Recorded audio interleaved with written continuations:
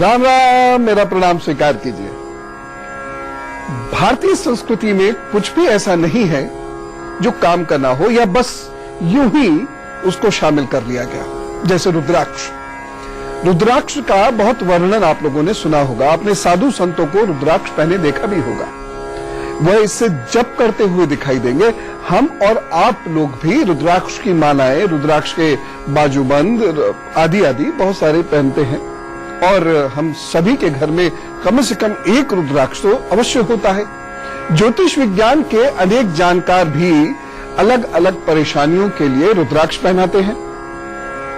अनेक रोगों के लिए रुद्राक्ष पहने जाते हैं, परंतु बहुत से लोगों को इसके बारे में पता नहीं होता है। वो इसे बिना जाने पहन लेते हैं, बहुत पवित्र चीज मानकर। और कुछ लोग ऐसे भी हैं जो रुद्राक्ष यदि किसी को पहने देखते हैं तो मजाक उड़ाते हैं। अरे भाई, तुम साधु होने जा रहे हो, तुम तो बाबा जी होने जा रहे हो, तुम तो संन्यास ले लोगे, आदि आदि बातें उसको कहकर उसको परेशान करने का प्रयत्न करते हैं। लेकिन दरअसल रुद्राक्ष है क्या? इसका महत्व क्या है? वेद पुराणों में इसका स्थान कहां है? यह सब जानना बहुत जरूरी है। नमामि शमीशान निर्वाण रूपम्। रुद्राक्ष को भारत में बेहद पवित्र माना जाता है। रुद्राक्ष के जन्म की भी अलग अलग कथाएं हैं। शिव पुराण के अनुसार जब माता सती अपने मायके में शिव का उपहास उड़ने पर हवन कुंड में समा गई थी, तो भगवान शिव उनके मृत शरीर को लेकर तीनों लोकों में तांडव नृत्य करने लगे, जिससे तीनों ही लोक विनाश की आशंका से कांपने लगे। तब विष्णु ने अपना सुदर्शन चलाकर सती को कई टुकड़ों में कर दिया। वो टुकड़े जहां जहां गिरे वो शक्ति पीठ हुए। जब शिव के पास माता सती की सिर्फ भस्म बची तो वो वियोग में विलाप करने लगे और शिव के आंसुओं की बूंदें जमीन पर जगह जगह गिरने से रुद्राक्ष के वृक्ष का जन्म हुआ। वहीं श्रीमद देवी भागवत में उल्लेख किया गया है कि राक्षस त्रिपुर के नाश के लिए जब लंबे वक्त तक भगवान के नेत्र खुले रहे, जिससे थकावट के कारण आंसू निकल पड़े और वहीं आंसू जमीन पर गिरने के बाद रुद्राक्ष के रूप में निकले। भारतीय संस्कृति के अनुसार रुद्राक्ष को ग्रहण करके समस्त प्रकृति में अलौकिक शक्ति प्रवाहित हुई तथा मानव के हृदय में पहुंचकर उसे जागृत करने में सहायक हो सकी। शिव पुराण में रुद्राक्ष के 38 प्रकार बताए गए हैं। इसमें कत्थई रंग के 12 प्रकार के रुद्राक्षों की उत्पत्ति सूर्य के नेत्रों से, श्वेत रंग के 16 प्रकार के रुद्राक्षों की उत्पत्ति चंद्र के नेत्रों से तथा कृष्ण वर्ण वाले 10 प्रकार के रुद्राक्षों की उत्पत्ति अग्नि के नेत्रों से मानी जाती है। ये ही इसके 38 भेद हैं। शिव पुराण में रुद्राक्ष के महत्व पर लिखा गया है, यथा च दृश्यते लोके रुद्राक्षः फलदः शुभः न तथा दृश्यते अन्या च मालिका परमेश्वरीः। अर्थात संसार में रुद्राक्ष की माला की तरह अन्य कोई दूसरी माला फलदायक और शुभ नहीं है। मैंने आपसे शुरुआत में ही कहा था कि भारतीय संस्कृति, वेद, पुराण, इन सब में जो भी कुछ है, जो भी कुछ लिखा गया है, बताया गया है, वह सब वैज्ञानिक आधार पर एकदम कसा हुआ है और हर कसौटी पर खरा उतरता है। रुद्राक्ष को हम शिवजी के अक्ष मानते हैं, शिवजी का अंश ही हो गया है ये। और विज्ञान के मुताबिक रुद्राक्ष भगवान भोले शंकर की ही तरह कई भयानक रोगों से बचाता है। यह एक वैज्ञानिक सच्चाई है। विज्ञान के मुताबिक छोटे या एक मुखी रुद्राक्ष में डेरोकोलिन, मेटाफॉस्फेडान एवं मेटासिंथेसिन सिप्रोमाइड प्रचुर मात्रा में और अति शुद्ध अवस्था में पाए जाते हैं। इसके ऊपर क्रेमलिन की परत रहती है। रुद्राक्ष के अंदर इलेक्ट्रोमैग्नेटिक शक्ति होने के कारण ये मस्तिष्क और विचार दोनों को मजबूत करता है। चिकित्सा विज्ञान की बात करें तो रुद्राक्ष के उपयोग से स्नायु रोग, स्त्री रोग, गले के रोग, रक्तचाप यानी ब्लड प्रेशर, मिर्गी, दमा, नेत्र रोग, सिर दर्द आदि कई बीमारियों से लाभ होता है। रुद्राक्ष के फल पेड़ पर लगते हैं। ये पेड़ दक्षिण एशिया में मुख्यतः जावा, मलेशिया, ताइवान, भारत और नेपाल में पाए जाते हैं। भारत में ये असम, अरुणाचल प्रदेश और देहरादून में पाए जाते हैं। रुद्राक्ष के फल से छिलका उतारकर उसके बीज को पानी में गलाकर साफ किया जाता है और रुद्राक्ष निकाला जाता है।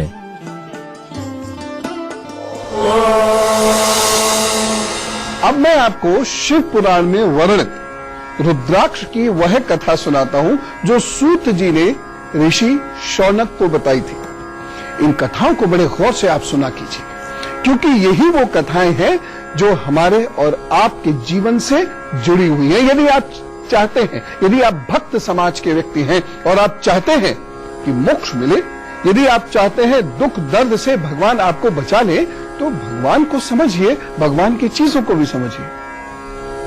महादेव मां पार्वती से कहते हैं कि हे शिवे, मैं तुम्हारे प्रेमवश भक्तों के हित की कामना से रुद्राक्ष की महिमा का वर्णन करता हूं।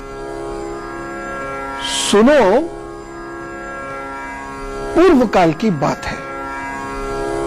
मैं मन को संयमित कर हजारों दिव्य वर्षों तक घोर तपस्या में लगा रहा।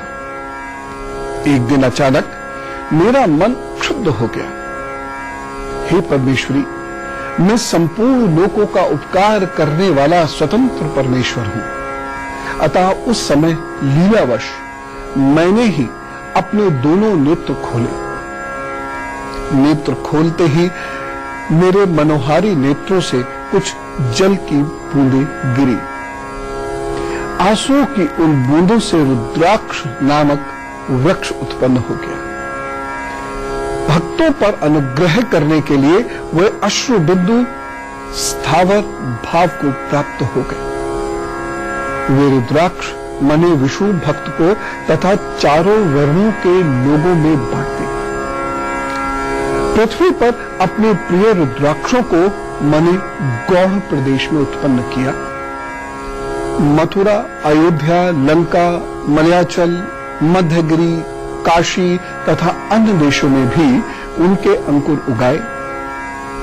वह उत्तम रुद्राक्ष असंख्य पाप समूहों का नाश करने वाले तथा श्रुतियों के भी प्रेरक हैं। ये गौड़ प्रदेश क्या है, ये जानना बड़ा जरूरी है। भगवान शिव जिस गौड़ प्रदेश की बात करते हैं वह गौड़ प्रदेश है बंगाल से लेकर उड़ीसा तक का हिस्सा। जी हां। अब अगर धार्मिक आख्यानों से हटकर रुद्राक्ष की उपयोगिता पर विचार करें तो बात थोड़ी और साफ हो जाएगी। रुद्राक्ष को शिव से या साधना से जोड़ने का बड़ा हाथ रुद्राक्ष की उपयोगिता का भी है। रुद्राक्ष का पेड़ हिमालय की अति दुर्गम पहाड़ियों पर मिलता है।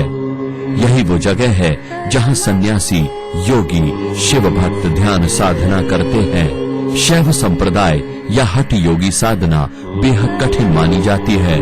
इसे सिद्ध होने में कई साल भी लग जाते हैं। पूरी साधना तक साधक को हिमालय में रहना पड़ता है।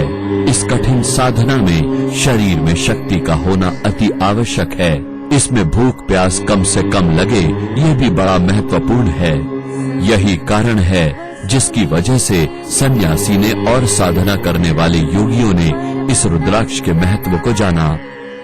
रुद्राक्ष एक दवाई है जिसे खाने से योगी तंदुरुस्त महसूस करता है।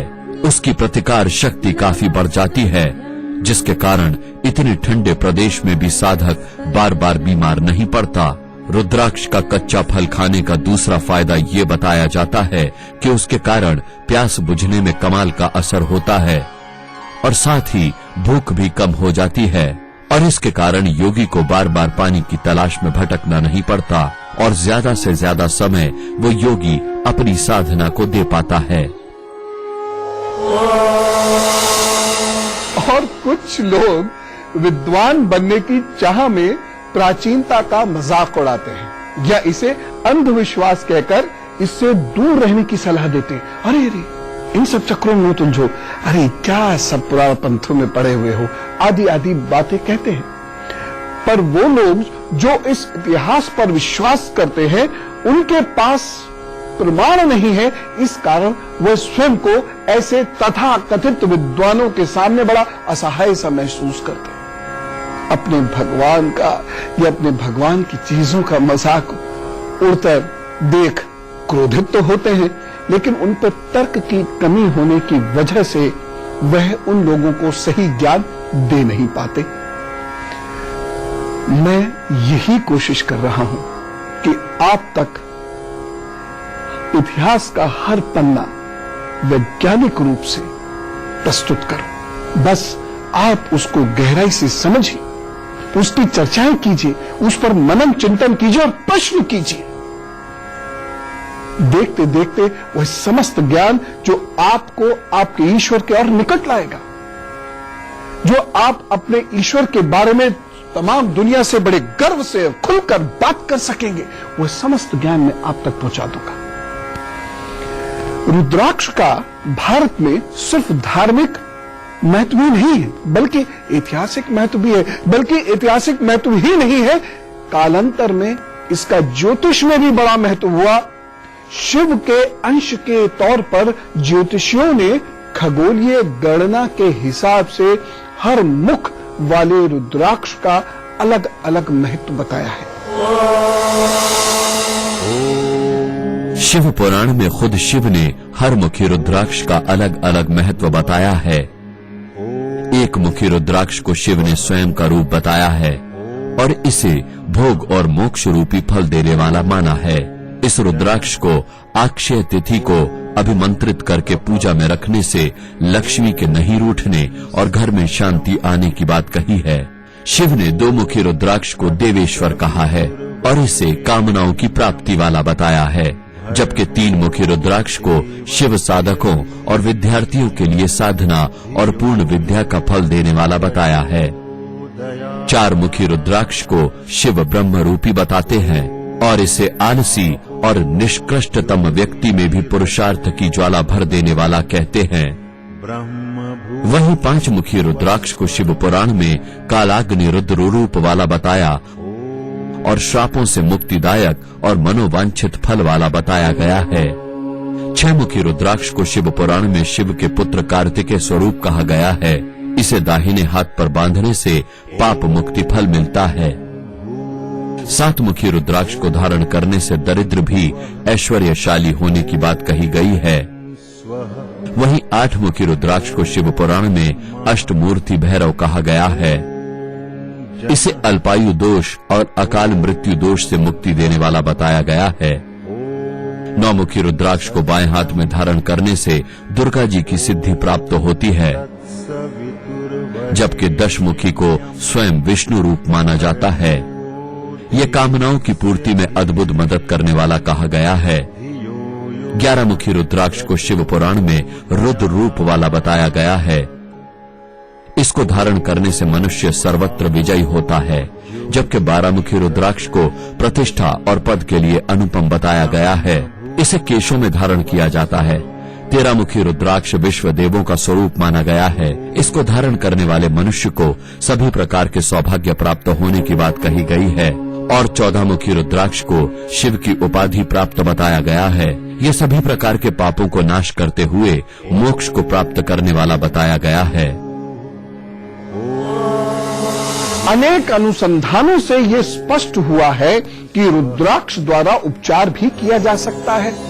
मैं आपको यह बताता हूं कि रुद्राक्ष से कैसे बड़े बड़े रोग ठीक हो सकते हैं। मैं बात करता हूं स्वास्थ्य पर्व की। हमारे सभी देवताओं को उस समय की प्रकृति के रहस्य यानी प्रकृति के गुण दोष मालूम थे। वे बड़े ज्ञानी लोग थे, वह कोई साधारण लोग नहीं थे। इसलिए वह उचित वस्तुओं का सेवन करते थे अथवा उपयोग करते थे और आज हम इन्हीं वस्तुओं की पूजा करते हैं, जो स्वाभाविक है। स्वास्थ्य पर्व में मैं आपको यह बताता हूं कि रुद्राक्ष से कैसे बड़े बड़े रोग ठीक हो सकते हैं। अनेक अनुसंधानों से यह स्पष्ट हुआ है कि रुद्राक्ष द्वारा उपचार भी किया जा सकता है। तब भी किया जाता था, आज भी किया जाता है। और भोलेनाथ तो वैसे भी आरोग्य के देव हैं। देश और विदेशों के कई विश्वविद्यालयों द्वारा किए गए अनुसंधान और चिकित्सा विज्ञान के अनुसंधानों में ये बात सामने आई है कि रुद्राक्ष में कुछ रोगों को ठीक करने के अद्भुत गुण हैं। साल 1985 में डॉक्टर एसपी गुप्ता ने दिखाया कि रुद्राक्ष का पाउडर खाने से उच्च रक्तचाप का इलाज होता है। महाराष्ट्र के वसंतराव वैद्य ने दिखाया कि जब रुद्राक्ष को पानी में डाला जाता है तो जल का विद्युतीय गुण बदल जाते हैं। आईआईटी वाराणसी के डॉक्टर सुहास राय ने रुद्राक्ष का पूरा अनुसंधान किया और उनके अनुसंधान ने यह बात सिद्ध की कि रुद्राक्ष में विद्युतीय चुंबकीय इलेक्ट्रोमैग्नेटिक गुण होते हैं। जब रुद्राक्ष को हृदय के ऊपर रखा जाता है तो वो धड़कनों को स्थिर करता है। रक्त संचार और हृदय गति शरीर के चारों तरफ एक विद्युत चुंबकीय क्षेत्र बना देती हैं। विशेषकर हृदय के आसपास रुद्राक्ष इस विद्युतीय चुंबकीय क्षेत्र का इस्तेमाल शरीर में रक्त संचार को सुचारू रूप से चलाने में करता है।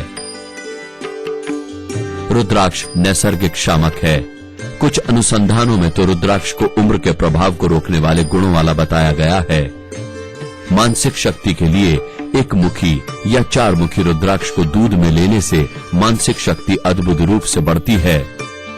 4 मुखी रुद्राक्ष की माला बाजू पर बांधने से भी मानसिक शक्ति बढ़ती है। रुद्राक्ष को हृदय के लिए एक अद्भुत औषधि माना जाता है। इसीलिए डेज मेडिकल लेबोरेटरी ने इस रुद्राक्ष को रॉड्रिक्स नाम से कैप्सूल बनाया, जो रक्तचाप, हृदय की समस्याओं और धड़कनों की गति, तनाव, अवसाद आदि बीमारियों की चिकित्सा में प्रयोग किया जाता है। 14 मुखी रुद्राक्ष की माला पुरुष या स्त्री द्वारा धारण करने से उत्तम संतान की प्राप्ति होती है और गृहस्थ जीवन भी अच्छा होता है। काले तथा 11 मुखी रुद्राक्ष की माला को पेट पर बांधने से बार बार होने वाला गर्भपात रुक जाता है। रुद्राक्ष को रात में जल में डालकर रख दें और प्रातः पीने से शरीर स्वस्थ होता है और हृदय मजबूत होता है। गुरु या बुजुर्ग द्वारा पाए जाने वाला रुद्राक्ष अद्भुत रूप से रक्षा करता है और इसका कोई मोल दिया ही नहीं जा सकता। ऐसा रुद्राक्ष जिसमें धागा डालने का स्थान स्वतः ही बना होता है, शरीर को बहुत मजबूत करता है। 2 मुखी रुद्राक्ष बुद्ध के समस्त दोषों को दूर करता है। अब देखिए कितनी विचित्र सी बात है। हम जिस चीज का इस्तेमाल कर रहे हैं, प्रतिदिन कर रहे हैं, जिस चीज की हम पूजा कर रहे हैं, हम धारण करते वक्त स्वयं को अनुग्रहित महसूस करते हैं, उसे पवित्र मानते हैं, लेकिन उसके विषय में हमें पता ही नहीं होता। फिर हम ये सोचे भगवान हमसे प्रसन्न होंगे तो कैसे होंगे, लेकिन अब ऐसा नहीं होगा। आज आपको रुद्राक्ष की वैज्ञानिकता मालूम है। आज आपको रुद्राक्ष के केमिकल फिजिकल प्रॉपर्टीज के बारे में मालूम है। इस देश की संत परंपरा यही है, इस देश के देवत्व भी यही है, इस देश की देवताओं की परंपरा भी यही है। मन बड़ा आह्लादित है।